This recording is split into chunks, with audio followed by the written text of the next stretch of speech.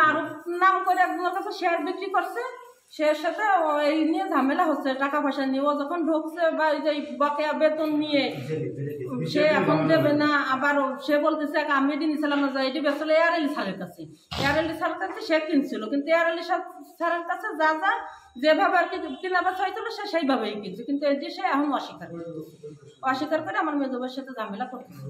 আর আজ আমার ফোনতে জানাইছে যে আমার ভাইরে কে বা কারা মারছে, কে বা কারা যেন মারছে। পরে আমরা দৌড়ে আইছি, এখন শুনলাম নাকি মারুফ তারে মারছে, মানে হাতুড় দিয়ে পিটাইছে, মাথা ফাটাই ফেলছে। এখন কি কারণে মারছে পুরোপুরি ঘটনা জানি না, তবে মারুফ বলে আর ল্যাবের পার্টনার ছিল। হ্যাঁ, কিছুদিন আগে মারুফের আর ভিতরে সালিশ হয়েছে, শেয়ার আর কি মারুফ ছেড়ে দিচ্ছে আর কি, আর ও নিয়ে নিচ্ছে, এরকম একটা ডিটি চলতেছে। তাই এখন কি কারণে মারছে বলতে পারবো না। মালিক তার পার্টনার 3-4 দিন ধরে তার হিসেব নিকেশ নিয়ে আর কি ছিল। পরে আজকে পরিকল্পিতভাবে তার পার্টনার আরো লোকজন নিয়ে এসে তার ওই ভেতর ফেলাই মারছে, আদর দেবে রয়েছে, বারো ইয়ে করে মাথা ফেটে কিন্তু তারে কি করা হয়েছে। আর এটা হলো তার নাম হচ্ছে মারুফ, গেমাডাঙ্গা বাড়ি।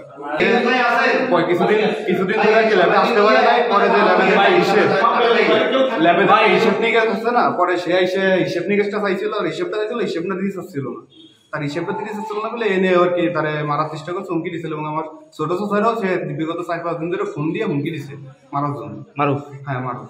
ঝামেলা জেলে ছিল, ঠিক আছে। তো তখন আজাদ যখন আসছে, এর আগে শোনে যে মানে এয়ার আলীর ভাইয়ের বেটা ছিল পার্টনার, মুন্না এর সাথে পার্টনার ছিল। তো সেই ডাক্তার আবার সেই ভাইয়ের বেটা মানে মারুফের কাছে বিক্রি করে দিয়ে গেছে।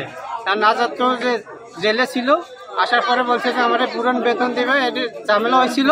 হওয়ার পরে সে তার ভাই ব্রাদার এসে মিটমাট করে দিয়ে গেছে, ঠিক আছে। এটা ল্যাব আজাদ বলছে কি যে 1 মাসের মধ্যে আমি 3 লাখ টাকা দিয়ে দেবো, আর 6 মাস পরে 5 লাখ টাকা দিয়ে দেবে, সব মিটমাট। আজকে হঠাৎ করে আমি বন্ধ করে চলে গেছি, হঠাৎ করে আসি আমি মারামারি। আমি আসলে পরে কি হচ্ছে আমি জানি না।